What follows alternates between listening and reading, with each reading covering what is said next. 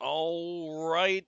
I know you guys are probably wondering, where is everybody? Well, first off, welcome to the show. Tonight we had to reschedule our RPG show. Um, some uh, some scheduling conflicts came up at the last minute, and that's perfectly fine. We were going to be down we were going to be down Ellie due to her not feeling well, but she's starting to feel better, and we are so happy for her. Ellie, we can't wait to have you back next month for our RPG. We are so happy that you're feeling much better. And then, a few other scheduling conflicts with our players. So tonight we are just doing an impromptu show. We're just going to relax. We're going to have a good time. I know that there are, we might have a few people come in here and there. And if that happens, that's cool. If not, it's all good. We're just gonna have a good time tonight. Hope that you all are doing well. I hope that you all had an amazing Saturday so far. I know it's been a day. That is all I'm gonna say there. Hey Zach, how is it going? Yes, it has been a day. It has been a week. But it's over. So here we are, and we are just gonna hang out and have a good time. I believe we're gonna get Joey in here. I believe John might be joining us as well. So once they hop in, um, we'll get them going here and have a good time. So how are you guys? Talk to me. Tell me about your weekend and everything before we get into all of this.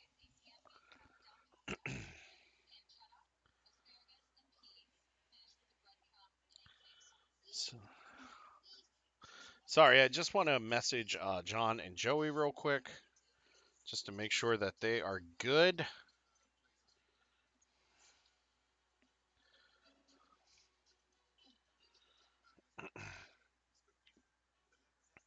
Hey, Joey.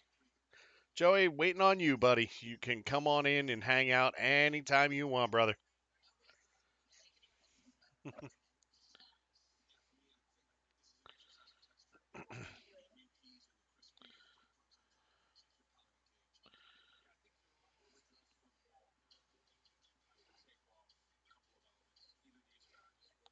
Here we go.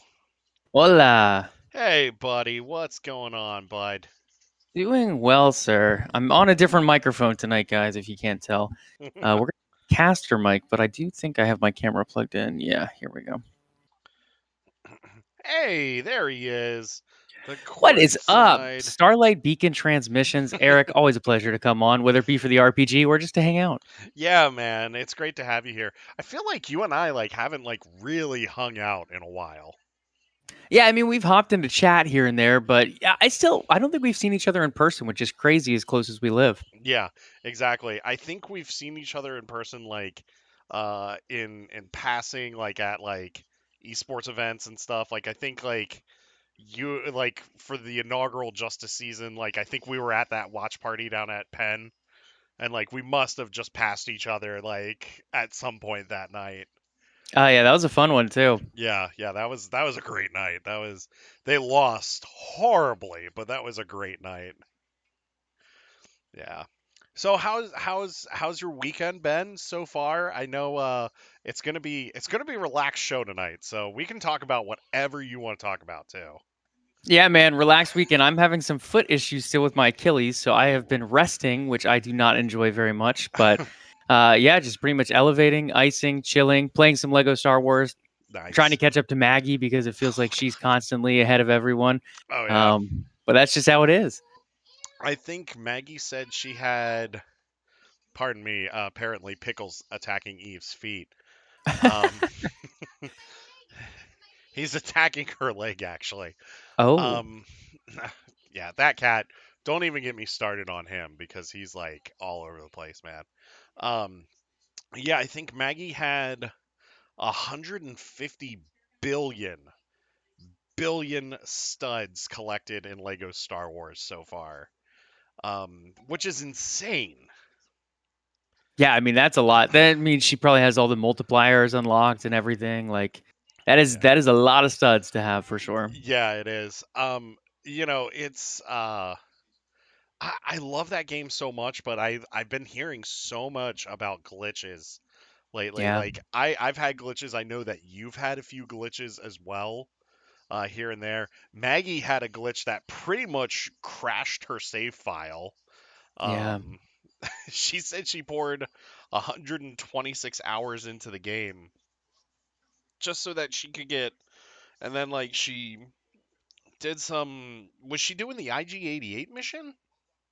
Yeah, I think it was something to do with IG-88, and a part of that mission ends up in Mos Eisley, and Yeah. there's a part where it'll like load into the wall or something, and Oh then it just yeah. glitches out from there, and you just can't get out. It's like an endless bug. So Yeah. that absolutely sucks. I hate that anyone has to go through that. Yeah, me too. Especially somebody that's that invested into the game Yeah. already.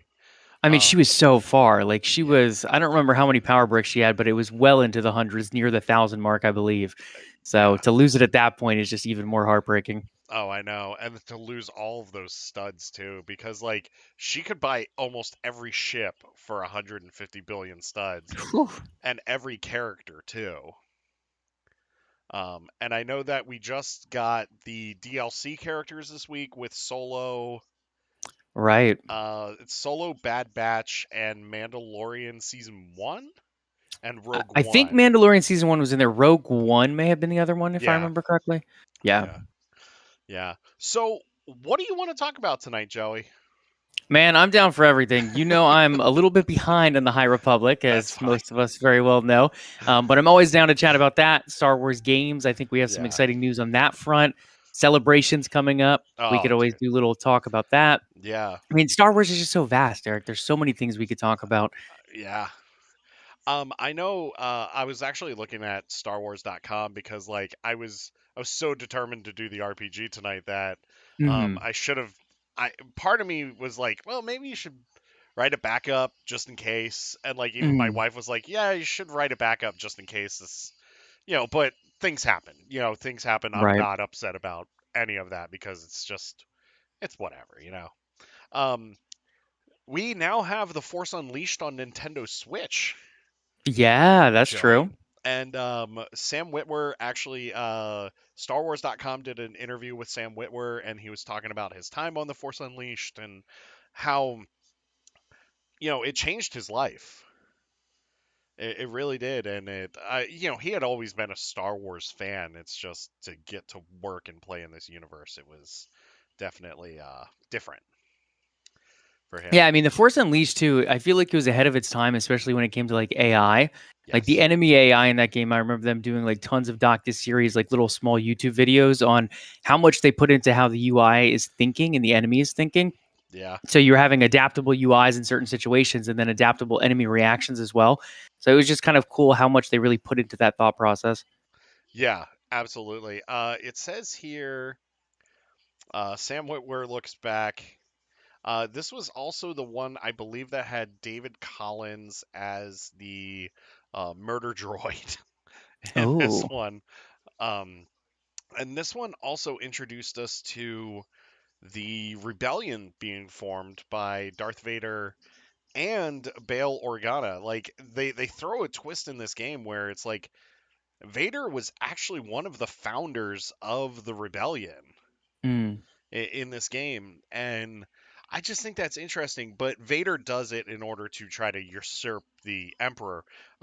If you've never played The Force Unleashed, I highly recommend it, especially now that it's on Nintendo Switch. It's probably going to be the best way to play it, in my opinion.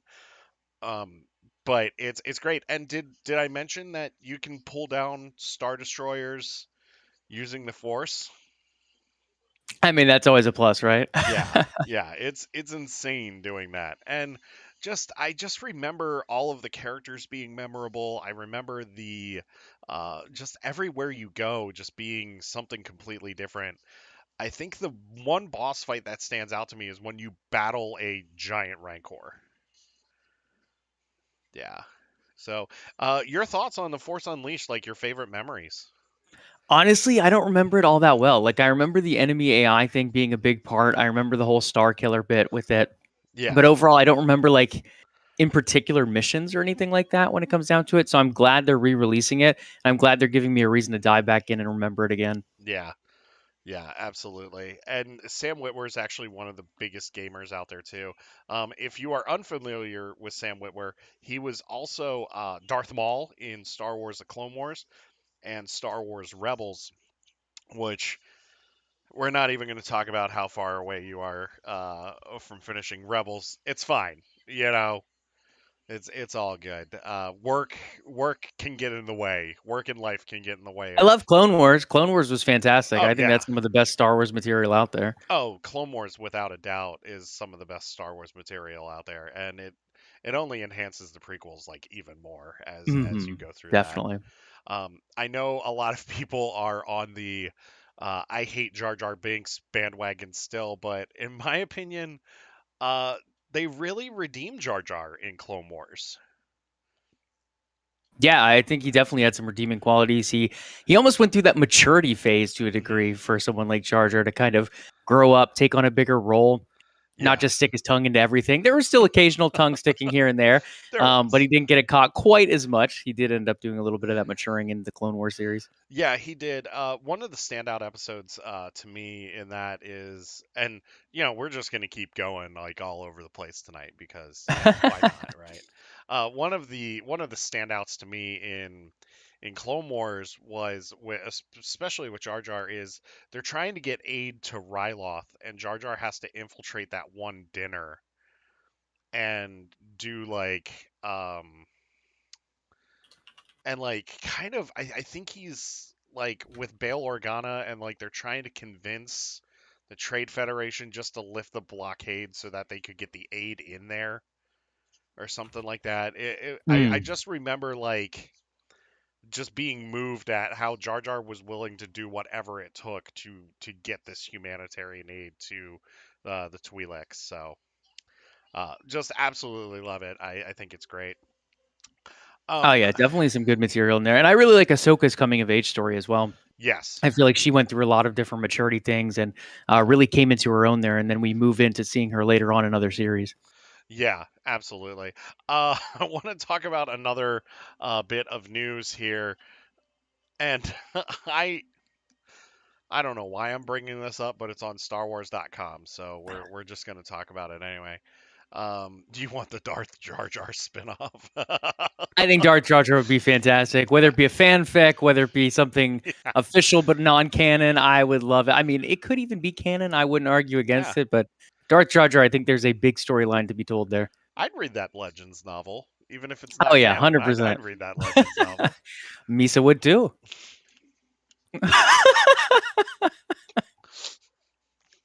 I love it. Ah. So I have to bring this up. It's on StarWars.com. My wife brought this up earlier. Apparently, Vera Bradley is doing a Star Wars line of like bags and stuff. Oh, okay. And I'm going to share the screen here. Oh, let's see here. Yeah, all right. Oh, that's right. Sensei's also doing one. Okay. That's right. Let me just share this screen real quick. So this is I don't know if you how well you can see this, but this is the pattern here. So you've got Vader here with the Death Star and everything. So I don't know if you're familiar with Vera Bradley. Um, Yeah, I've seen their patterns before, for sure. yeah. Oh wait, apparently we have a pickle sighting. Here he is. Oh, Yeah. He's not happy here. Oh, and he just like went flying. So um, that's what you get here on our show, people. That's what you get. Why did my stream pause? There it is. Okay. So let's see here. So like you get like stormtroopers in the corner here. Looks like there's some like tie action and stuff. I don't know. I'm not really that impressed. I know like a lot of people have worked hard on this and I applaud them for doing that, but these are also really expensive bags. Let me tell you And the crazy thing, Eric. They're all going to sell out probably, oh, regardless. absolutely. And like I said, if you want to buy one of these bags, like I'm not saying you, but I'm saying like the general public, go right ahead. Like I'm not going to stop you. Um, hey, and guess what day it releases? May May 4th. 4th? Yeah. Okay. Yeah, yeah. Yeah, so that's that. That's a thing that happened. Let me see here. What other Star Wars news do we have to cover? Looks like. Oh, did you see the Lego Land Speeder? Yes. That was the one you posted in your general chat, right, on Discord? I believe Pat posted it. Okay, someone posted it. I remember Yeah. seeing it over there. Yes, this is Luke's Land Speeder from A New Hope, and I believe it's going to retail for, well, it's 1,890 pieces. Whew. Comes with a Luke minifigure and a C3PO minifigure. And it's going to measure 49 centimeters long. Wow. Yeah. It is available May 1st. Let's see how much it's going to be. Oh, jeez. It's a couple hundred at least, right? Oh, it is. It's $200. Yeah. Yeah. So Lego VIP members can get this set on May 1st. Everybody else can get it May 4th, according to the LegoStore.com. I honestly don't know what Lego VIP is. Is that like a built-in discount plus early access type of stuff? Yeah, so my father-in-law collects a lot of Hmm. Legos, and so like since he buys a lot of Legos, he joined this VIP club, so he gets like special premiere access to like early releases and stuff like that. He gets discounts. I even think he might get like Legoland discounts too. Oh, Like, that's kind of cool. yeah, which Legoland is, yes, that was Flying Pickles. Legoland is the theme park, I believe there's one in Florida, I think there's one in California, I think there might be one in Texas. I don't know. Legos all over the place. And let's see here. Also, so Joey, I know that you are not that far into the High Republic, but it wouldn't be this show if we didn't talk about the High Republic. No, let's do it. All right. So we do have Phase 2 coming out, and StarWars.com actually did a recap. Well, not really a recap, but they said this is from their Certain Point of View series. And it says, "What's the best moment in Star Wars: The High Republic Phase 1?" Now, I'm not going to get like too spoilery because I don't want to ruin the experience for you because I mean, I want you to just enjoy it. And I just want you to, dive right in. You are more than welcome to spoil. I will not feel bad, especially because most of the listeners are probably ahead of me when it comes to the High Republic. Yeah. A lot of them are, but it's fine. Um, so for StarWars.com, their favorite moments were one came from the Rising Storm, which is the second adult book that you'll read, and this is during the destruction of the Republic Fair on Valo, and Stellan Geos showing his compassion and how it's shown throughout the galaxy in this one moment where he he's saving he's saving this child from a Nihil attack at the Republic Fair. And as he's doing that, Chancellor Lena So, who's the leader of the Republic, and I believe you've already met her in Light of the Hmm. Jedi. Yeah. She's trying to save a few other people as well. She catches an explosion and is like, rocked by this explosion. Well, Stellan thinks that she's dead, Mm. but she's like barely alive. And yeah, my brother-in-law, if we're actually talking about Light of the Jedi earlier, he's only 100 pages into Light of the Jedi, but it's fine. It's fine. Right But there with you, Zach. Right there with you. but when it comes to like the scene, he he realizes Lena's alive and like he's holding her. Have you ever seen the cover of Crisis on Infinite Earths with Superman holding Supergirl's body? Yes, it sounds familiar. I can't recall it, but it sounds very familiar. Yeah, so during Crisis on Infinite Earths, that was like a big moment. Like Supergirl is killed and Superman's like holding her body. Mm. It just like that moment with Stellan with the hollow cameras and like everybody seeing him holding Lena So's body like reminded me of that Superman Supergirl moment. Um, so that's theirs showing his compassion. There's another one where they talk about Keeve and Skier, who are main characters in Cavan Scott's comic run, and how like they form this bond because they were master and apprentice, and then Keeve becomes a knight, and how Skier has taught Keeve all of these different things, and in turn Skier has kind of like cut himself off from the force because of like some disease that he has. Mm. Like he's slowly like cutting himself off from the force, and like he's dealing with anger, and then like when the Drengir attack, he like kind of joins the hive mind for the Drengir for a while. So like he's dealing with the aftermath of that.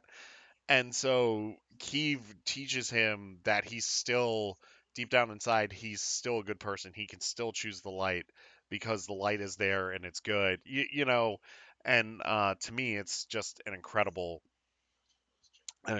moment. So that's from StarWars.com. For me, I know I have a couple of favorite moments. A lot of them come from The Rising Storm. And I can't wait for you to read that book because Joey, I have a feeling Mm. like you're not going to put that one down. Ooh. Like it starts off a little bit slow, but like a quarter of the way through it takes off and does not let up until the very end. Um I like the sound of that. yes, it ends on such a cliffhanger too. It ends on Mm. such a cliffhanger. And that's one of my favorite moments too. So in the Rising Storm, there's one of my favorite moments is Elzar Man and him hooking up with a Republic official before the Republic Fair. And then the Nihil attack the next day, so he has to like do the walk of shame while fending off a Nihil attack. It's great. It's brilliant. It's brilliantly written. Then Elzar Man rides a freaking dragon Oh. and throws a lightsaber into a enemy Nihil fighter jet or fighter craft, destroys it, and then it comes back to his hand. He taps Ooh. into the dark side of the Force, leveling this exhibit island that's like floating in the sky to take out a Nile ship. Like it's so epic. Like And this is right at the beginning, practically. this is like halfway through the book. Okay, gotcha. Yeah. So the Republic Fair on Valo starts a quarter of the way through. It's a good chunk of the book because Mm. of the attack. And then the final like I want to say like the final 10 chapters of the book are the Jedi response to the Nile attack. So like they're Mm. going after the Nile, and that's when we get the cliffhanger where Loden Greatstorm, who has been missing for a year, gets reunited with Bel Zettifar only to be killed off by the leveler, and he's turned to dust. And Bel is shook. And it ends with Stellan Geos being absolutely scared about what's coming next. Sounds like he was leveled. Oh, dude, he gets leveled. He gets leveled. Um, if any of you in chat have read the High Republic, let us know your favorite moments. Joey, what's been your favorite moment in Light of the Jedi? Oh, that's a good question. I don't know if I'd say there's a favorite moment more than just being introduced to new characters within a new realm or really era in general. I Yeah. feel like so many, like I know the Old Republic pretty Oh, it's okay. This happens on Level Up also. It's okay. We'll wait for Joey. well, and I know obviously wrap up this game. Joey. Am I froze? Am I good? Yeah, yeah, you Okay. froze like you did the other night. It's so funny because you don't freeze on my end, so I No, still hear everything. So it's like something I guess with the upload or whatever. it might be. I don't Who know where I knows? was, but anyway, I feel like for me the biggest thing has been like getting to know these new characters, Yeah, diving into this new era, getting an yeah. idea of who are the people within this era. As we know the Rebel era pretty well, we know Resistance, the prequel, obviously, Yeah. Old Republic, I love as well. So finally getting into a new era of Star Wars for the first time Hmm. in a while, it's been fun to just kind of experiment and see what's going on and who's at power within this era as well. Yeah, absolutely. And it's nice to see. Zach and I were actually talking about this earlier because I was hanging out with him and a few other in-laws earlier Hmm. today, and Zach and I were talking about how it's really refreshing to see the Jedi not necessarily like always going for their lightsabers like you see them in Hmm. the prequel era and even in the original trilogy.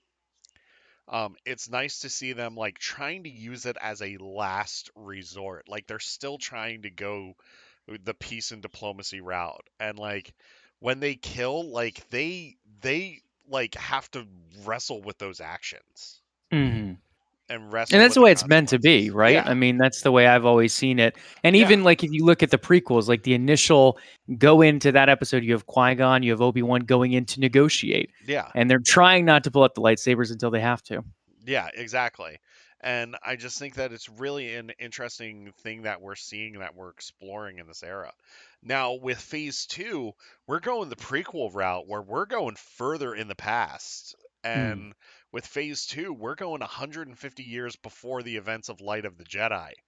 And this is going to be really interesting because now we're getting into an era that has been referenced a couple of times in the High Republic, and it's going to be the age of exploration. So we're actually really going to see like the Republic like branch out and really try to grow in this era, and I think that's really exciting too.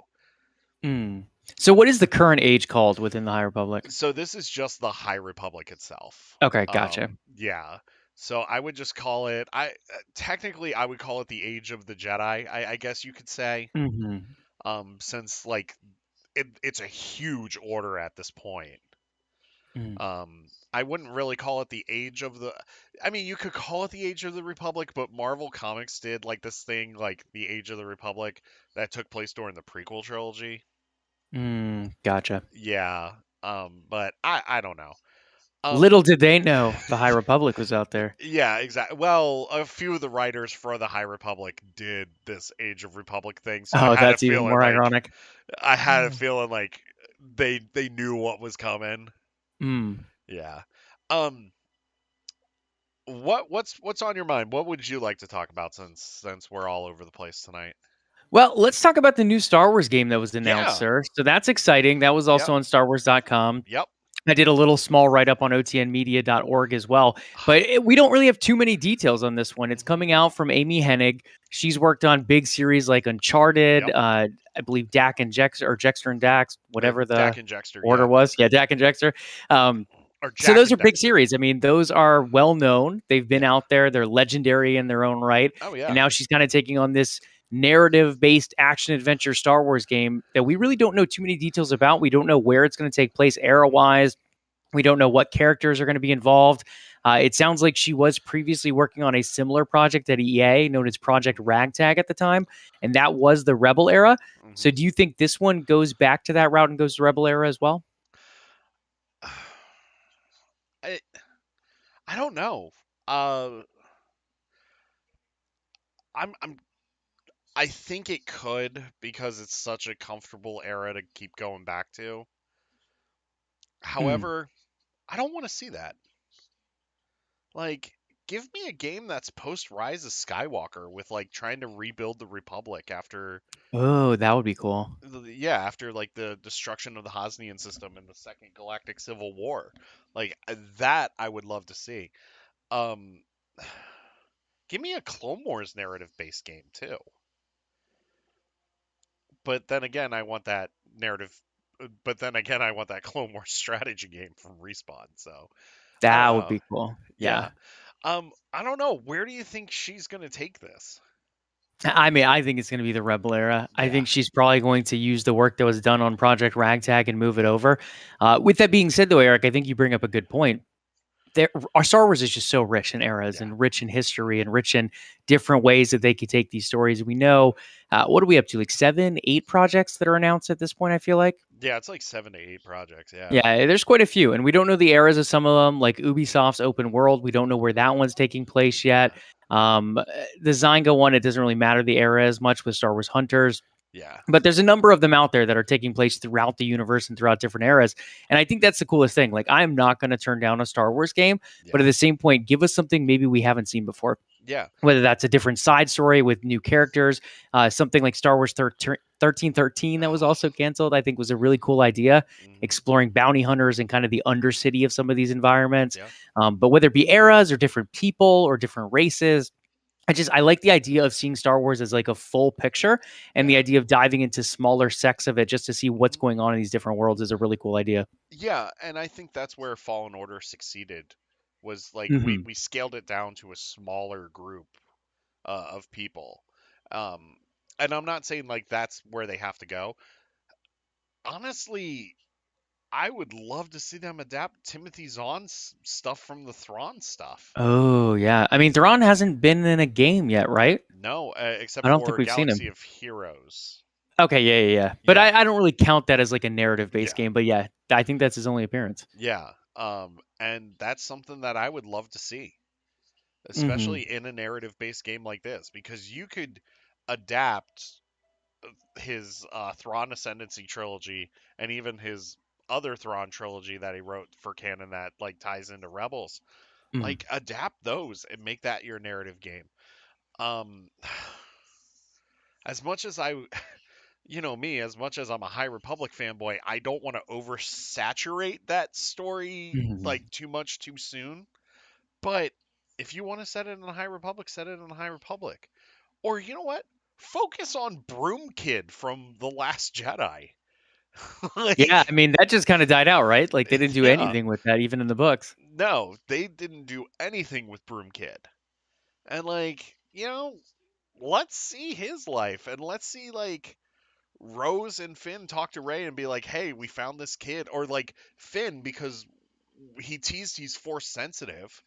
Hmm. Why not have Finn be like, "Hey, Ray, since you're rebuilding the Jedi Order, here's a new student for you," and bring in Hmm. Broom Kid and like show his training and Finn's training.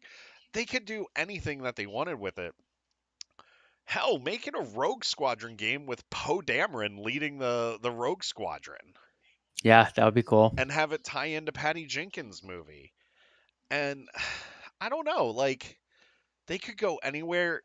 The only issue is if this is from the same person that did Uncharted, don't put in zombies like you did with Uncharted. I know you're a big fan of zombies Oh there. yeah, oh that and vampires, yay. Um, I mean, I mean, has there ever been a Star Wars like stealth game? I Force Unleashed had some stealth moments. Okay. Because I But can see that being something cool too. I mean, I guess that kind of double dips into the bounty hunter thing to yeah, a degree, possibly. But I don't know. Some stealth aspects I think would play out pretty cool within the series as well. I mean, you could do like a Splinter Cell type game, Oh. where like and just have it like if you're gonna do the Rebellion era, have like a Rebel intelligence unit or something, or like an Imperial intelligence unit, Hmm. like where you're playing as those characters. Um, I know Battlefront 2 had like a couple of stealthy missions in the campaign, and I believe, well, Fallen Order had some stealthy bits, but not a lot. Hmm. So, yeah, they've never gone full stealth, and I'm for it. I really am. Uh, Yeah, I just feel like it's a different way to portray the characters. yeah, I mean, it feels like it's always guns blazing or lightsabers spinning, and there's never really that slower down moment. I feel like in a lot of the games, so I think yeah, that could be a different route outside of just eras and races to go as well. yeah. I will say this: my favorite stealth mission actually comes from Lego Star Wars, the Oh, Skywalker okay. Saga. Have you played through Episode 7? I have not yet, Okay, but go there. ahead, talk about it. So there's a bit in Episode 7, and it's where um Han and Chewie are planting the bombs to take out the oscillator on Uh, Starkiller Base, and you actually like have to stealthily like plant these bombs and like avoid stormtrooper detection. oh, interesting. Yeah, Okay. it's a lot of fun. And then there's the scene, of course, afterwards is Han confronting Ben. Ben doesn't stab Han in this. Han actually accidentally cuts the floor around him, and then it eventually just gives way, and he falls into the pit that way. Nice. Okay. Yeah, yeah. So like you don't see Ben Solo kill Han Solo. Interesting. Okay. Yeah, It seems like they usually take that safer route per yeah, se. yeah. Just like when you see Episode 3 and Obi-Wan hits the high ground on Mustafar, he lands on a ladder, and like he tells Anakin, "I have the high ground." I love it. I mean, the humor is just so good. Did you Yeah, play through? How much of episode 3 have you played through? Because I know you got I stuck at one point. I played through all of Episode 3 except for like the free missions, the Okay, free play gotcha. things. I love the Grievous Kenobi duel. Oh, it's so I think that funny. was so well done. Yes, it is so funny. Um, is that when he like shoots the head? Well, it starts off as a dance-off That's like right. competition. That's right. It starts off as a dance off where he says Ah, hello there and he starts mamboing. it's just so goofy. I Oh yeah. loved it. It's such a great Lego humor. Hmm. And that's one of the things I love most about these games Yeah. is they just do such a good job of bringing these like super serious moments Yeah. and just adding comedy to them. Like even trying to, I think it was episode 4 or 5. I think it's episode 4 with Leia. You would go through like the different alleys and the different like tunnels, Yeah. and you'd see stormtroopers just like bathing over here in this corner, and Yeah. other ones like dancing over here. That's right. And it's so funny to like Uh, open doors and encounter stuff like that. It's just great humor type of relief, oh yeah. just as you go through these like more serious stories with the Lego spin to them. Well, I tried to like shoot the stormtroopers in the hot tub as Leia. It was like a Oh, no nice. go. It was a no go. Like it would all you saw were sparks. And I just felt like saying, why the hell am I shooting these stormtroopers? Like they're just trying to relax, you know? It's just so funny. Yeah, The it's humor was great. perfect. But yeah, they did like a couple of stealthy things in that, but like we haven't had a full stealth thing, and I would Right. love to see that. Um, let me see here what else we have. Let's talk about Celebration because well, they added our boy Obi-Wan Kenobi. Nice. Yes, Classic. Ewan McGregor is coming to Star Wars Celebration. Um, so he's only gonna be there, I believe, Friday and Saturday. Mm. And with that, he's signing autographs and doing photo ops. And there are a lot of people on Twitter that have got tickets, and like I just want to live vicariously through them for a celebration weekend. Mhm. But at the same time, you know, enjoy yourself. Like you're getting to meet Obi-Wan Kenobi. Like our definitive Obi-Wan Kenobi. The people that grew up with the original trilogy was Alec Guinness, but I mean, now granted, we watched the original trilogy before we watched the Right, prequel right, right. trilogy, but for us, it was Ewan McGregor. Yeah. I mean, almost most of the time, Yeah. 60% plus. Oh yeah. Like even now, whenever they do like the Force stuff in the sequel trilogy, it's Ewan McGregor doing the voice of Obi-Wan Kenobi. Mhm. So yes, Obi-Wan Kenobi is coming to Star Wars Celebration. Now, what is the over under on Hayden Christensen attending Celebration? I mean, they still have weeks to go, right? And Yep. if they're announcing people like Ewan McGregor this late in the party, Yeah. I wouldn't be surprised. Yeah. Um because like we've talked about this. I mean, you moved your Kenobi premiere back to that Friday of Celebration, Mhm. which means you're showing that episode probably that day at Celebration and then you're doing those photo ops. Right. So Hayden's got to be announced soon. I definitely think there's a good opportunity for Hayden to be announced and to be there. I feel like if you're going to announce Ewan this late, you might Yeah, as well announce Hayden too, right? And like if you're yeah. going to show the premiere there, I think it just makes sense. Well, that, and remember, this year's the 20th anniversary of Attack of the Clones. Right. So you want to bring them back for that panel. Yeah. Now, does Natalie Portman show up? Or, Always possibility it, too. or because well, when's Celebration? Late May. Thor: Love and Thunder doesn't come out until July, but they're going to start a press tour for that very, very shortly, and I think Most probably likely, around yeah. that time. So she's going to be hit or miss, but you've got Ian McDermott there, so he'll probably be there. You're probably going to announce Tamora Morrison again. Daniel Logan's already confirmed for Celebration, so you can definitely bring all these people back for your Attack of the Clones panel. What's so since we're talking about Celebration here, what is one thing that you want to see come out of Celebration, or a couple of things that you want to see come out of Celebration? I mean, you know me, Eric. Yeah, I'm all about the games. yeah, I would me love to too. see more series too. I think Disney Plus has done a great job with a lot of these mini series when it comes Yeah, to Star Wars. Even though Book of Boba Fett became The Mandalorian season 3, it did. I think overall it was still very good. Yeah, With that being said, I think the thing I'm looking forward to the most outside of unannounced reveals has got to be the Star Wars. I guess we'll call it a sequel potentially to what we have with Fallen Order. yeah. Um, I'm thinking it's a sequel. I can't see it really being a prequel. Hmm. I think it's probably going to be a sequel there. Out of now, since we're getting the Fallen Order news, I mean that's pretty much all been confirmed. Yeah, pretty much. They haven't said when it's going to be, but I've been told May for like 9 months now. So Yeah, I'm pretty sure it's going to drop either Celebration or May 4th. I would think Celebration, yeah. and I'm pretty excited for this one.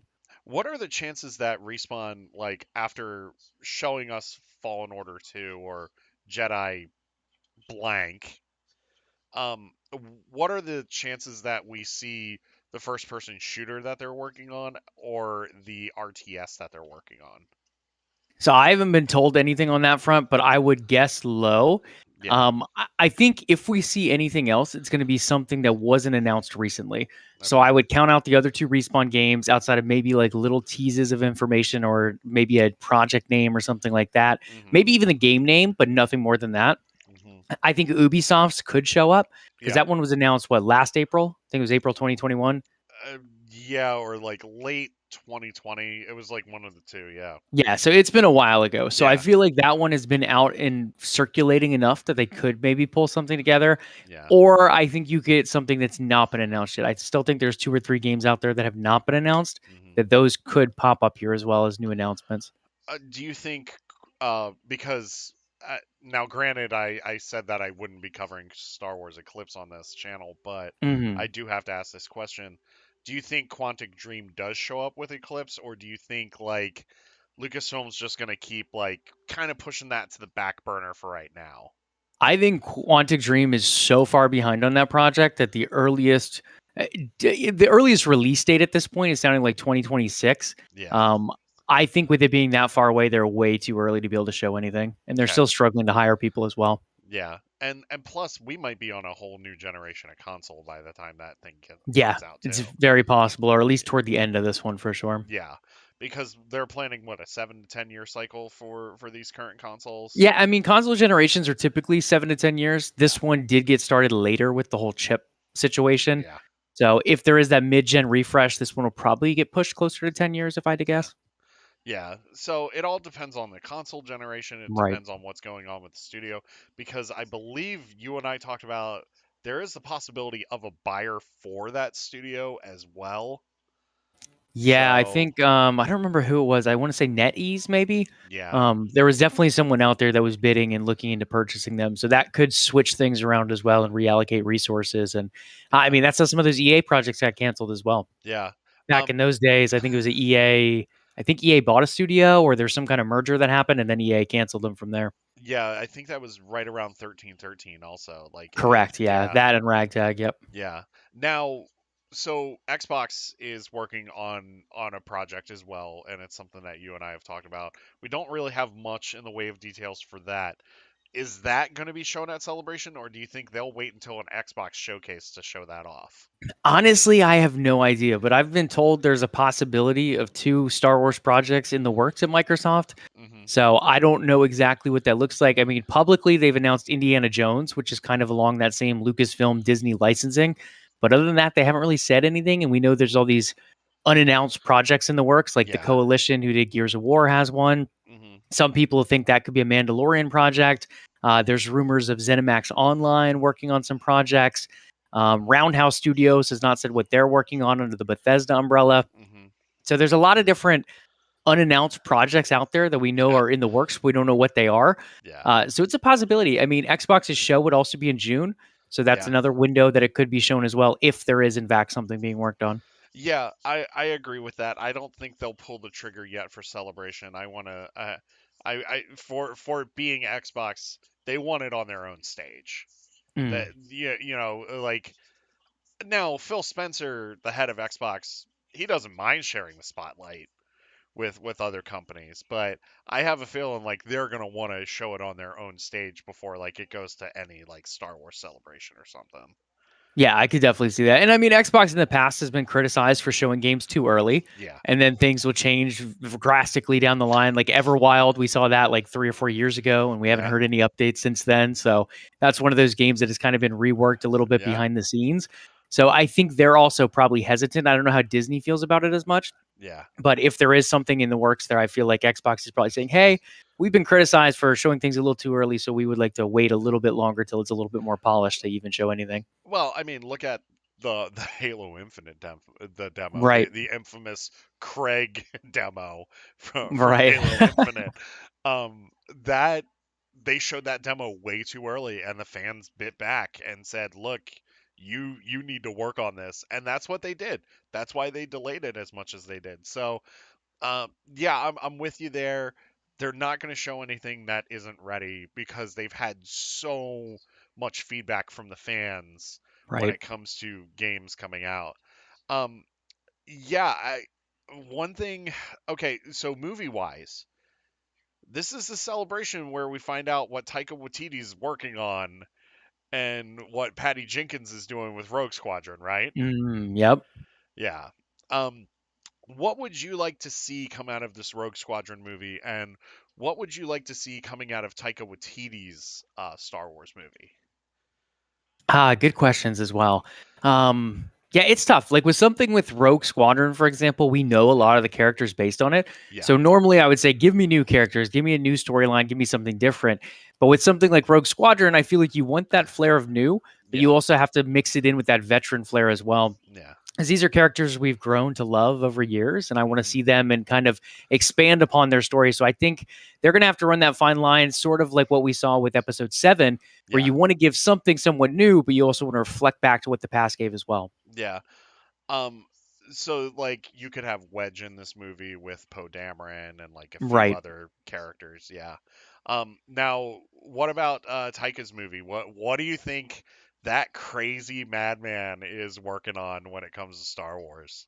This one, I have no idea. Do you have any thoughts, or is there any rumors circulating around? So I know he's a very busy man because he just got done that first season of that HBO show Our Flag Means Death, Mm, which I have not watched yet, but I've heard amazing things about.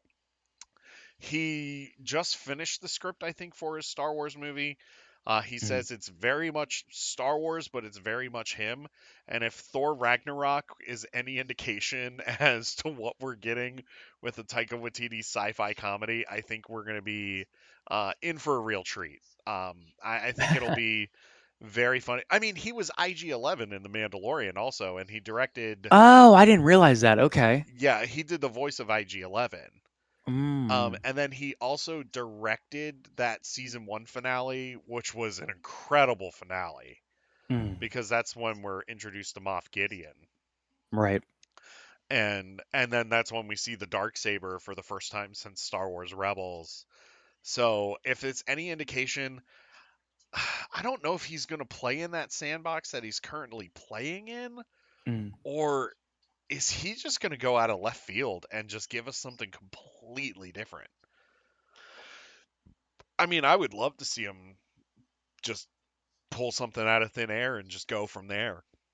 Do we know the era on his set yet? No, we don't. Okay, we don't know anything. No, which is why I said I don't know if it's going to be in that Mandalorian era Mm. either. I mean, part of it makes sense because he's already familiar with that era, but I don't know. Ellie's in chat. She said dark lightsaber. Yes, in the Mandalorian season 1 and 2, and I guess you could say season 2.5, which was the Book of Boba Fett. We get, and it was also in Clone Wars and in Rebels. There is a lightsaber that was created by a Mandalorian called the Dark Saber, and whoever wields it rules Mandalore. Dun dun dun dun. Do we Yes. know what happened to that in like more modern times, like Resistance era? So no, we do not know what happened. Okay. We're not talking about any books. We're talking about Star Wars Celebration right now, and like our predictions for Star Wars Celebration, and we're talking about what could possibly be coming from Taika Waititi's Star Wars movie. And Since Ellie's here, I think we have yeah, to give a nod. What hi if it's Ellie. a trilogy of Ewok culture? I mean, I honestly, have you watched the Ewok movies? No, but I've definitely gotten lost in their village in Lego Star Wars. Oh yeah. So I mean, you can totally get lost in that village in Lego Star Wars, like absolutely. It is massive. Um, I would. Sabine has the dark saber in Rebels. We're talking about in the Resistance era. We do not have any indication on where the saber is in the Resistance era. Um, you know what? If he does an Ewok movie, I'm on board. Like, I'm I'm on board. Like, give it to me. Bring back Warwick Davis as Wicket again. And just give me an Ewok adventure on Endor. You don't even have to venture off the planet. Just give me an Ewok adventure on Endor. I'd be okay with that. I'd be okay Murder with Bears Part murder. 1. Yeah, murder bears. You know what? Have it be a horror movie where they're just hunting down Imperials. Yo, that would be terrifying. Even Yeah, like as a game or a movie, like a Ewok horror story would be the thing of nightmares. yeah. Absolute nightmare fuel. I mean, I would. I mean, look at what they did with Battlefront 2 and Ewok Oh hunting. yeah. Like that was terrifying. Yeah, throw a bunch of like what was it? Were you rebels or stormtroopers? I don't You even were remember, but you're thrown stormtroopers. into this forest, Yeah. absolute dark, barely any lighting. You hear these noises in the forest around you. Yeah. Yeah, terrifying. Ellie Absolutely terrifying. Ellie says Camp Rock meets Endor. I would love to see that too. Like that would be amazing. We are Camp Endor. Um that's for you, Ellie. Get better soon. Um like Taika Waititi Ewok movie. And like it makes sense. It just makes sense. And then you know what? Have it be like, have you seen the Galactic Pals stuff? I don't Like think so. like they've been so it's on YouTube, and it's in the same style as the Galaxy of Creatures shorts that they did. And what's Ellie saying? I would love a horror movie, not gonna lie. Little Ewok gremlins are terrifying. Exactly. Exactly. Um but with these with these galactic pals, like they're talking about, like one of the shorts is about like Jawas, one's about Rhodians, one's about Gungans, Ewoks, like a bunch of these creature or these species, right? And like they released a toy line for it as well. And like part of me would just love to see that, like one movie just focus on Ewok life, like another movie focus on Jawa life, Mm. like Rhodian life. Like that would be a lot of fun too. A day in the life kind of thing. Yeah, and you know what? Just it doesn't have to be serious. Like people will watch it. That's the thing. People will watch it. It's Taika Waititi and it's Star Wars. And then of course, you're going to get the people that are like, "Well, there's no war in it." Well, that doesn't necessarily have to happen. So, um, now I do have Like the it. yes, I do have the question here. Um, because since we're talking movies and since we're talking about possible trilogies, Joey, I know that you are not a fan of the Last Jedi. I mean, okay, so here's my take on these Star Wars movies. I know some people hate the prequels and some people hate the newer movies as well. Yeah, I like all of them, just to yeah, varying degrees. I felt like, and this is no dissing to anyone with The Last Jedi, it just yeah. felt out of place. No, And I I don't get it. necessarily think that was their fault, as was the overall plan in a sense. Like, Hmm. going back to JJ, I think completely switched the way that whole thing played out. Yeah, And I think given the full context, it changes the way different things are perceived for sure. yeah. I mean, I wasn't saying like you hated it. I was Right, right, just right. saying like I know that you just weren't as much of a fan as some Definitely of us not as were. much. Yeah. And I know for you, like you and I have talked about it, and like while I think it's the strongest of the sequels, I know Hmm. like you would think that I know that you think it's kind of the weakest, given what happens in Rise of Skywalker and Force Awakens, Yeah, and the last two just didn't quite yeah, hit for me. I yeah, think, and I know a lot of people critique Episode 7. I hmm, liked Episode 7 in the sense that it kind of was like a nice welcome back for veteran fans, it as is, well as a way to reintroduce fans into Star Wars. yeah, So for me, I don't critique that one as hard as most people yeah. do. But then from there, the last two just felt like the story was just kind of jammed back and forth in so many different directions that it Yeah. just couldn't really settle very well. Yeah, no, I totally agree with you. My question was going to be because after we got Last Jedi, they did the announcement on the Ryan Johnson trilogy. Are we going to get the announcement of what Ryan Johnson's working on, or do you think this is just done? Yeah, it's tough to tell. Yeah, Like I thought we were gonna get a lot more at Celebration last year, and we didn't really get as much yeah, as I was expecting. So I'm kind of going in with lowered expectations this year, and I hope they surprise me. But yeah, with the lowered expectations, I'm saying we don't hear just yet. yeah. I think Johnson's really like. I think they're just trying to give him his space to like really plan out like what he wants to do with that trilogy. Hmm. And I still think it's happening. They haven't said like we haven't gotten confirmation from Lucasfilm that it's on hold and that it's not happening. Hmm. So I guess no news is good news with that. I know that we were supposed to get a movie from the Game of Thrones guys, but I think after the debacle that was season 8 of Game of Thrones, they kind of put a kibosh on that. And then Hmm. I believe Kevin Feige's producing a Star Wars movie as well. Um, do you think we'll get the Kevin Feige any news on the Feige produced movie, or do you think that's still a couple of years away because of what he's doing with the MCU? Yeah, it's just tough to tell because they've just been pumping out so much content, I feel like, and Yeah, they have so many of these mini series that I almost feel like we're going to lean more that mini series route while yeah, these movies are kind of getting prepared up. yeah, So I think we'll see more teases for what's to come to Disney Plus before we are to see what's coming to theaters. yeah. And I agree with you there. I know that there's a Disney Plus panel at Celebration. I believe it's Friday, Mm, and then Saturday is we're getting a whole panel about what's going on in the Mandalorian stuff.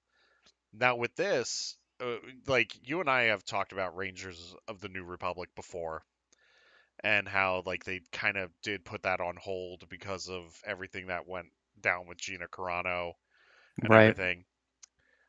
Um, if they decide to go with like a character like Hera or oh God, I'm forgetting the character's name. That's the X-wing pilot that's with Dave Filoni's X-wing pilot. Um, anyway, or if they decide to go with his character, do you think we could see the resurrection of Rangers of the New Republic, or do you think the show's just dead? I mean, I don't know if anything is ever dead when you look at the creative minds behind everything going on Yeah, over there. I do think it's probably on the back burner for now as they kind of reinvent and rethink it, and then yeah, from there decide if it's worth keeping or not. yeah. I agree with that, and that brings us to the Ahsoka show, we're hearing rumors now of them announcing who live action Thrawn is going to be, and it looks like they're going Ooh. with Mads Mikkelsen's brother Lars Mikkelsen. Hmm. And then it also looks like they are. So, do you think that's going to happen? And if so, do you think we'll get the live action cast announcing of Ezra Bridger? That I think is more probable. Okay. That I would probably put up. Like, if we're already starting to hear rumors of who's going to be on a cast, and Yeah. Ahsoka's supposed to come out sooner than later, right? If I'm remembering correctly. Within the next year, I believe. I believe Yeah, they're so I about to. think we're within that window that they could start announcing stuff because they're gonna have to begin filming soon if they haven't already. Yeah. So I definitely think that one could be coming here. Yeah. Um, who do you want to see as Ezra? As Ezra? Whew, that's tough. As we all know, and as Eric has mentioned multiple times, I have not finished Rebels. That's But from fine. what I've seen so far, I don't know. I feel like Ezra's a great character with a decent amount of depth to him as well. Yeah. Like he has a good backstory. He has fun combat sequences that get built in later on as well. Yeah. So I don't know who I'd want to cast as Ezra. Do you have any ideas that come to mind? Yeah, I've talked about this a couple of times in our Discord and everything. You've seen the live action Aladdin, right? Yes. Mina Musad, Aladdin. Oh, Like, I okay. would love him as Ezra. Yeah, that's not a bad take. I like Yeah. that. Now, I was pushing for I was doing my fan pushing or fan casting pushing for Naomi Scott to be cast as Sabine, but they went a different Mm. direction, and that's fine. I mean, Lucasfilm's going to do what Lucasfilm's going to do. But yes, like I'm excited to see what they have going on there. And so that's going to lead us to a few TV projects. We're getting the Bad Batch season 2 this year. We're getting Obi-Wan Kenobi in just about a month, which is Yeah, pretty much huge. exactly. Yep. Just about a month, which is huge. And then we're also getting the Cassian Andor series, which I think out of all of them, I'm more excited. I mean, don't get me wrong, I loved the Bad Batch. And Joey, Mhm. I know that you really enjoyed it as well. Yeah, that was very fun. Lots of good Yeah. comedy, lots of good action. Yes. I will never forget Wrecker turning on them like he did for that brief moment because that was some scary stuff. Hmm. But he came back. Our boy came back. So he's okay. Um Out of those projects, are you excited? Which one are you excited most for? Oh, see, that's a tough question. Yeah. I don't know. Like Bad Batch, I feel like we've critiqued it plenty of times as well. Yes. It kind of became the Omega show or the Omega show for It some of it us. did. It did. And it just kind of bounced back and forth. I overall liked it quite a bit. Yeah, me And I'm too. curious if we eventually see like Death Troopers come out of that show and kind Yeah. of be the origin of those. The Crossfire story I think is interesting, and that whole storyline to continue to see develop as we go on. Oh, with yeah. Omega, as much as some people don't like her in the show as much as she is, I think the storyline is interesting, and some of her like where she came from and really what her purpose is going to be as the Yeah. series continues on. I think is going to be intriguing. Yeah. I mean, we know something bad is eventually going to happen to them, right? Just based Yeah. on timeline. So that is also going to be interesting to see how they kind of wrap up that series. So I'm stoked for Kenobi, but I feel like that's almost a cop out at this point. So I'll say the Yeah. Bad Batch also intrigues me quite a bit as well. Yeah, I'm very excited for Bad Batch. I can't wait to see where they go with season 2 for it. I have a feeling that however long this show runs for, it's gonna end on a really sour note by like, and when I mean sour, I mean like it's gonna be a tragic ending. Yeah, I think Yeah. it's gonna have like that. I mean, I guess when it comes to endings like this, and this is a little bit of a spoiler, just a warning. I think the way Rogue One ended was phenomenal. I think Yes. they did a really good job of taking a story that was super powerful within the universe, Hmm. but with what I would call a sadder ending to a degree. Yeah. And they really wrapped it up and kind of gave it that light, but also that dark side all Hmm. together in one really package that was really well Yeah. wrapped up. So if they can give us something similar with Bad Batch, I think it's going to be a big, big critical acclaim win. Yeah. Yeah, I think so too. And going to Rogue One because we have Cassian Andor coming out. This is going to be a spy thriller series set before Rogue One. I believe it's a couple of years before Rogue One. And I'm really excited for this because we get Diego Luna back as Cassian Andor. I know Hmm. that I believe it's getting a season 2, so they're going to introduce K2SO as well, which I think is great. Any expectations for this show, or do you think like it's gonna just kind of fly under the radar because of like all of the other hype a lot of these other shows are getting? It's tough to tell. Like, I Yeah, feel like this is the one I'm not hearing as much hype about, so yeah, I'm tending to say under the radar a little bit. yeah, But for people like you and I, we're obviously going to check it out. We're probably going to enjoy it quite a bit. yeah, I just don't know if it's going to pull in the mass appeal as something like The Mandalorian did. yeah.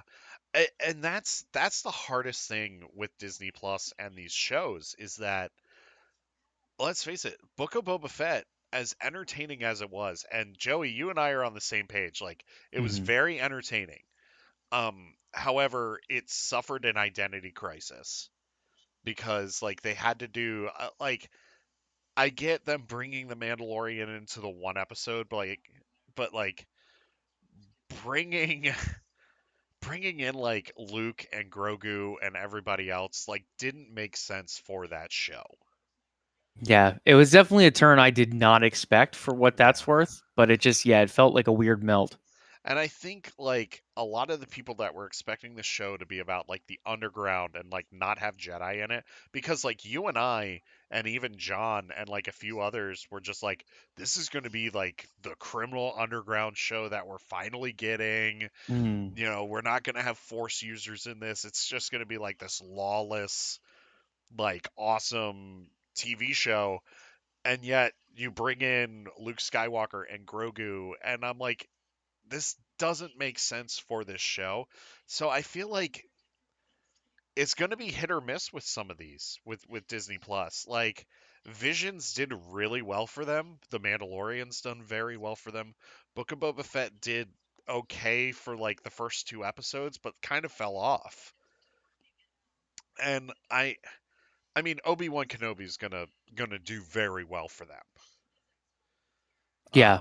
Yeah. But I mean, that's like, I think you hit on a broader point. Like, I feel like the best undercity representation we've seen is like cut here and there throughout Clone Wars, to be Yeah. completely honest. Like, we really haven't had much of that in live action at all. But the other thing is, Solo, like, give but us like a villain. Like, mhm. let us follow someone like Thrawn, like a Yeah. Thrawn series or a Revan series, or Hmm. just give us something a little bit darker. I think would be a Yeah. cool path too, because we always see the light side, and particularly from Jedi perspectives, a lot of the Yeah. time, what is going on the Sith side? What are some of the thoughts Yeah. going on? Obviously, a lot of evil things going on as well. But I feel like there's a way that they could approach it where it gets dark, but not incredibly dark if they wanted Yeah. to. And I think that is going to be the next challenge for the people over there to really tackle. That's why I'm excited for the Acolyte coming out Hmm. because that's going to be like more of the dark side. It's set towards the end of the High Republic era and it deals with a Sith acolyte and like all of that. So, are you going to show me Exegol? Are you going to show me like the Sith starting to come back? Like that's your interest for I mean, that's the way that you can introduce Plagueis into current canon is to bring him into the Acolyte. I know Zach just said a Cad Bane series. I would love a Cad Bane series. Hmm. Any Um, of those bounty hunters, I feel like would be fun to follow. But like, give it exactly. to us deep into the like heart of Coruscant or whatever. Oh yeah. Like, give us that dark area, that undercity. Mhm. Don't give us Tatooine Desert again. Give us something a little different. I mean, as much as I love Tatooine, I am tired of going to Tatooine. You haven't seen you. How do you get tired, Eric? I mean, it's just endless sand upon sand, and there are two suns just shining so brightly upon us in every series. It feels like. To quote a very important Jedi, I hate sand. It's rough, it coarse, and gets everywhere. Um, no, I mean, I don't have a problem with Tatooine. I'm just tired of seeing it. I mean, I'm not gonna lie. When I had to go to Tatooine, like in the Lego Star Wars game, I was like, I'm about to switch episodes. Like, Yeah, I just want to break from the sand. Like, I love me some Tusken exactly. Raiders and everything, but this is just too much right Oh, I now. know.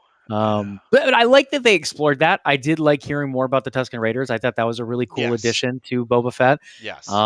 With that being said, I think there's so many other cool planets out there, and it would be nice to dive into something else or a different era of some of the other known planets. Oh yeah. I mean, you could easily like I would love to see like more of Mon Calamari or Mon Mm, Cala because we only really got that in Clone Wars.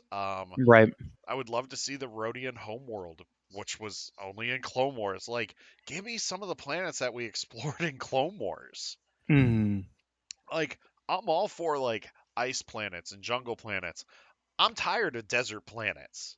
It seems yeah. like we've had way too many desert planets in Star Wars. Um, Yeah. you have okay. I'll name like a couple right now. Tatooine is number one. Jakku number two. Jeddah number three. Mm, Cantonica, which is where Canto Bight is. That's number four right there, mm. just off the top of my head. So, um, yeah, I'm done with deserts in Star Wars. You can quote me on that. You can send me nasty emails and DMs. I don't care. No, Like, I mean, I'm with you, and I think, yeah, like, even and I don't know if this is a thing in Star Wars, I'm sure there's some out there, but some, like, poisonous gas planets I think would be cool. yeah, Like, give us a planet where the race has to wear masks all the time, like, something yeah, interesting where there's only certain areas that are, non-contaminated, or hmm give us something that's swampy like Bogano, but not Bogano. yeah. Um, I don't know, I just feel like it's such a vast universe, and there's so many planets that have been detailed, whether it be movies or series or books, that there's so much can be explored outside of just Tatooine.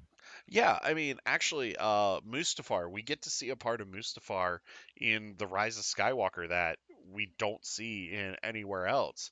And like, there's a habitable zone in on Mustafar, and Mm, that's where Kylo Ren or Ben Solo gets the Sith Wayfinder. So like, there's so many different planets. It's time to move on. Like, I get it. Um, I'm also kind of tired of Coruscant, even though I want to see it. mhm. And Um, that's where I think, like, they could do Coruscant, but we need a different area. Like, give us yeah. the Undercity in live action, kind of like we got little glimpse of with Clone Wars. Yeah, Like something like that, I think would be interesting. Like an area yeah, that has not been explored as much, as yeah, opposed to just like, let's go back to the Jedi Council, let's go yeah, back into the Senate room. We've seen these so many times in so many different adaptations. yeah. Um, yeah. I also Zach's bringing up some points here. He wants to see Solo be picked back up. I would Ah, of love course to you had to see. bring that one up. Yes, well, you know me. That is my second favorite Star Wars movie. I love that movie so much, and like you've asked why I love that movie, and Mm, it's just it's to me that is like peak Star Wars right there. It's fun. It doesn't take itself too seriously. mhm. And it's just a fun adventure. And it's Han and Chewie and Lando. And I got to tell you, Donald Glover is amazing as Lando in that movie. Um, and Alden Ehrenreich is perfect as Han Solo. And Jonas Sutomo is great as Chewbacca. Woody Harrelson's fantastic in that movie. Yeah, he was really good too. um, Thandie Newton, as much as I didn't want to see Val killed off, she was great in her bits in there. John Favreau's in there. He plays Rio.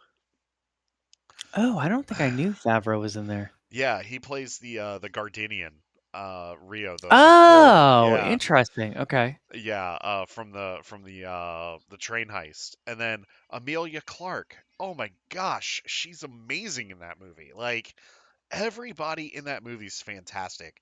It has such a great ending. The cameo at the end with Darth Maul is amazing. Um, I'm Well, and it's such a big cliffhanger too. it Like is. the whole Kira storyline, and then you throw Darth Maul in, and then you just don't give us a sequel. Yeah, Like, it's just such a dagger right there. And have they continued that a little bit? Like, I feel like comics or something came yeah. out, right? About So the Crimson Dawn. yes, so Kira is in charge of Crimson Dawn in the comics now. Um, she came into the comics through the War of the Bounty Hunters series that was like it was an event that happened during the summer, Mm. um, in which the rebellion is trying to get Han Solo and Carbonite back Mm. from Crimson Dawn, and you find out like Crimson Dawn actually sold Han Solo to Jabba the Hutt. So we're dealing with Interesting. yeah, so we're dealing with Kira with Crimson Dawn. She's also we're getting sequel trilogy tie-ins too with Crimson Reign, where Ochi of Oh. Bestoon from The Rise of Skywalker, and he's also going to be in the Shadow of the Sith book. He's actually been in the Vader book as well, the monthly Vader book by Greg Pak. Mm. He's been in Crimson Reign, and it's been interesting to see him working with Kira as well. So Kira's really trying to manipulate all sides as much as she can, and she throws down with Vader like once or twice in this thing too. So Oh. yeah, it's so great to see. I just want to see her back in live action.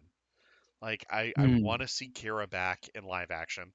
I know we're getting a Lando show eventually that they're going to be bringing Donald Glover back to do that, which I am all for. And I just want to see a solo follow up. Like, just give me a solo miniseries on Disney Plus of him and Chewie. As much as I don't want to go back to Tatooine, I want to see them doing jobs for Jabba the Hutt. Mm. But so yeah, definitely worth the checking out the comics. So I mean, they could always go hang out with Watto as well. they could they really could. Hey, oh, I can't do my Watto voice You anymore. know, Fanny. I know I used to be able to do a good one. It's been a while. Yeah, yeah. Hey, Yeah, Annie. Annie. That was pretty good. That was pretty good. Yeah. Yeah, I'll have to work on it. Yeah. It used to have a really, really good, but yeah, Yeah. it just he's another fun character, you know. Oh, You yeah. throw in some jobs here and there with good old Watto. That'd be a Oh. fun sim game as well. A Oh, little yeah. side app Oh. sim. Oh, yeah. You have to rebuild Watto's junk empire. Oh, there you go. Yeah. Even like I would love to see like give me a mockumentary about pod racing. Oh, okay, yeah, yeah, yeah. Just That would be fun. whatever. So Celebration's gonna have a lot coming out of it. I know Joey and I are trying to we're gonna be working together to try to get as much content as we possibly can out of that event. It's gonna be insane. Um, it's the first celebration back since COVID, and Yeah. it's gonna be wild. I hope they live stream everything, but I don't know if they will. So we'll see. Yeah, they'll probably keep some stuff closed off, but I would think a lot of it, if it's not live streamed initially, I think we will see VODs of a lot of it later on. Yeah. So just keep an eye out. Joey and I are going to be having meetings very soon to try to plan Mhm. our days around celebration, but it's going to be great. Anything else that you want to talk about? Can't really think of too much else. I think we've covered a lot of the in news right now. I know Yeah, that High Republic, as you mentioned earlier, is going to get into its new phase here eventually. So I'm October. trying to play catch up on the phase one edition of all the books. Yes. But I'm excited for that. And then you have May 4th, and then Yeah. Celebration, and then whatever is going to get shown at summer showcases. I feel like there is a lot of good potential Star Wars content coming here very soon. Yeah, absolutely. Also, if you are a Star Wars fan, and you cannot make it to Galaxy's Edge for May 4th this year, don't worry, we got you covered because we're doing the meetup next year for May 4th. We're in the early planning stages of that. There's still a lot to go through before we can get to that point, but we are in the early planning stages for that, so get ready for that. Um, Joey, I feel like I need to send you the rest of the High Republic books, but like kind of, Slowly but surely, yeah. Eric, I'm working my way there. I did pick up is it called Into the Dark or something like that? Yes, yes, I Into found the that on Dark. a sale at one point, so I picked that one up as well. Yes. That one is really, really good. That's Claudia Gray's young Mhm. adult High Republic novel. but it Mm. reads very much like an adult novel.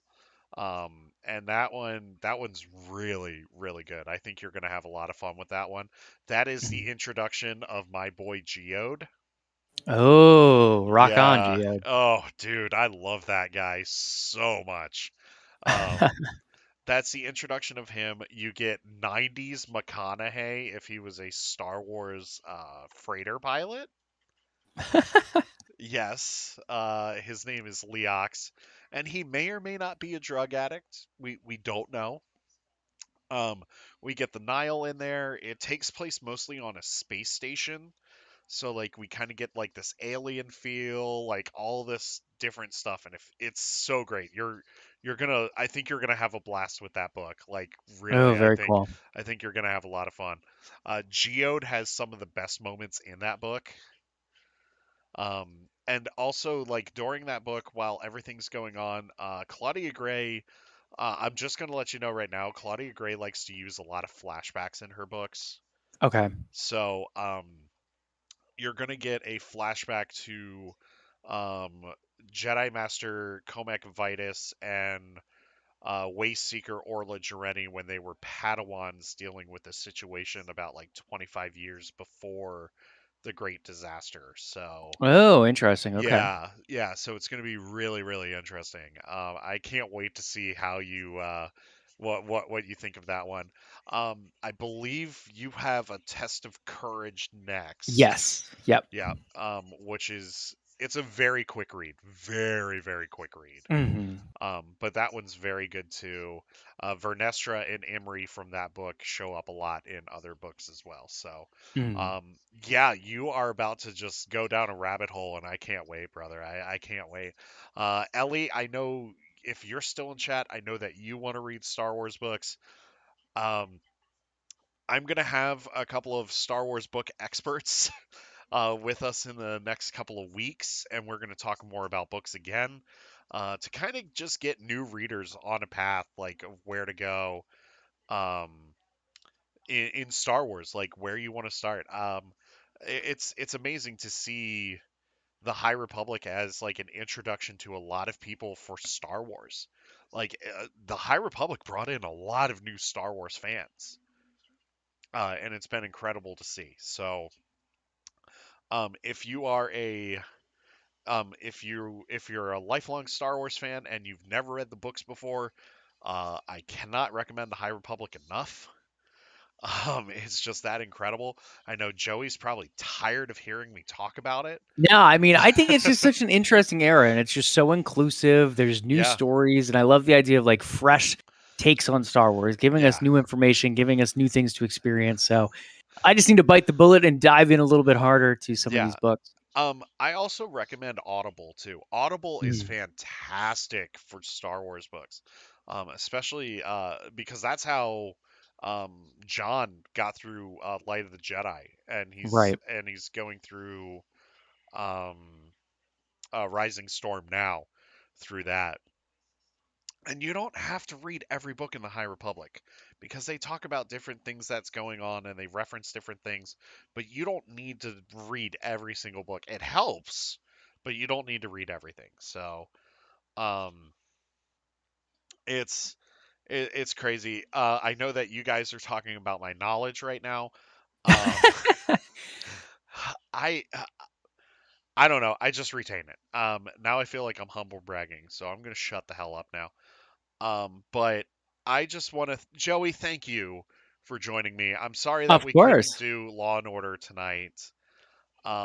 But I know that we're going to be in Discord after the show hanging out. So if you want to join us in there, you're more than welcome to. We're going to have a good time and just hang out in there. Um, so I wanted to tell you a little bit about the Law and Order thing Mm. before we leave tonight. So Joey, I had you as have you watched much Law and Order? I have, but not recently. Like it's Okay. been a minute, but I have seen plenty of episodes over time. Okay. So I'm gonna tell you my plan here. So all of you are gonna be your same characters, but I'm gonna change up your names for just these two adventures Mm. or just these two episodes. So I was gonna have Katrina, or I'm gonna have Katrina as Detective Benson Stabler, Nice. mashing up Benson and Stabler from SVU. I like it. Kaylin is going to be Detective Eames Gorin, so the two from the first couple of seasons of Criminal Intent. Okay. Um, you, so I was gonna have John as an ADA investigator, Mm. and I was gonna call him Munch Tutawala. Nice. Even though like none of them like dealt with the ADA, but I just wanted to Hmm. come up with names. You were gonna be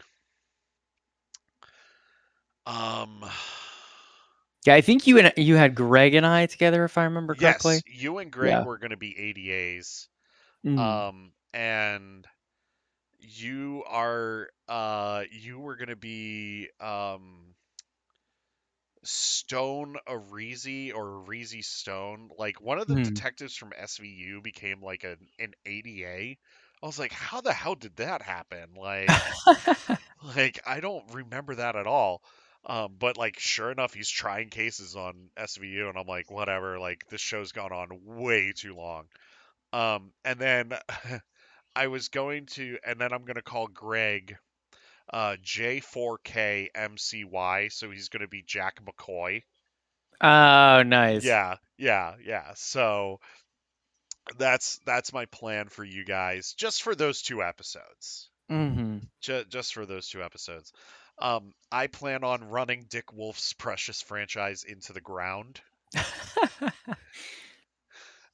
In a nice way, in a respectful way, of course. But yeah. And then Stevie, I'm so excited for the Law and Order episode. Yeah, it's gonna be fun. Sorry, Disney Princess Coalition. I'm sorry that we didn't do it tonight. Had some rescheduling conflict, or had some scheduling conflicts, but it's all good. Everybody's fine. We're all good. So we'll shoot for May, and then we'll go from there, and we'll see how it goes. So Sometimes let you me just ask need, this. I yeah, mean, you don't want to give too much away, yeah, obviously. yeah. Is this still taking place within the Star Wars universe? Are we kind of giving the Yes. Star Wars spin to it? Okay, very cool. Yes, yes, we are. It is going to deal with a high-profile death, and Mm. that is all I'm going to say about that. But yes, it is set in the Star Wars universe. It's just us What doing. era, if I'm allowed to Uh, ask? we're still doing Old Republic. We are Okay, still cool. gonna do Very Old cool. Republic. Yeah. The only thing that's changing are your names just for those 2 episodes because I Mm. just want to throw in Law and Order spin on that. I like it. I like it. Yeah. So it's gonna be fun. We're gonna have a good time. So stay tuned. We're gonna get you that information very, very soon. But thank you all for joining us tonight, Joey. It was fun. I always have a great time talking to you. We have fun. We talk Star Wars. We goof off, and I think that's what we needed tonight. We just needed to blow off some steam. Yeah, man, we hit everything. We hit books, Yeah. movies, TV shows, games, all this content not too far away, it sounds like as well. Yeah, exactly. Pickle was just trying to pop up. Ooh. Yeah, come on Hello up, there. come on up, come on. No, he's now shy. Um, but yes, thank you all for joining me, chat. Thank you for joining us tonight. We will see you next week. I don't even know what we have planned for next week. I gotta talk to Lavender about that, but we're gonna have something. We're gonna have something for you guys. That's it for us. Join us in Discord after the show. We're gonna hang out, just goof off, do all that fun stuff. Joey, I think you might be there for a little bit. I Yeah, I'll know, probably like, stop by. yeah, just for a little bit. John might stop by for a little bit. I know Kaylin might stop by for a little bit. So, um, you know, hang out with us. Have a good time. We will see you next week. May the force be with you. May you always fight for light and life.